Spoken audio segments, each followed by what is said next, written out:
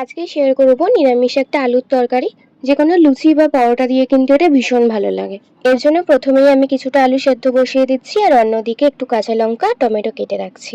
সাথে আমি নিয়েছি কিছুটা সেদ্ধ মটর। এটা কিন্তু একদমই অপশনাল, আমি সবসময় দিই না, আজকে যেহেতু ছিল সেই জন্য আমি নিয়েছি। এরপর এদিকে তো আলুগুলোও সেদ্ধ হয়ে গেছে, এগুলো একটু ভেঙে নেব। এটা কিন্তু আমি কোনো ছুরি বা কিছু ইউজ করছি না, এটা আমি একদম রাফলি ভেঙে নিচ্ছি হাতা দিয়ে। অন্যদিকে কড়াইতে সর্ষের তেল দিয়ে একটু গরম হয়ে গেলে এর মধ্যে পাঁচফোড়ন আর শুকনো লঙ্কা আমি দিয়ে দিলাম।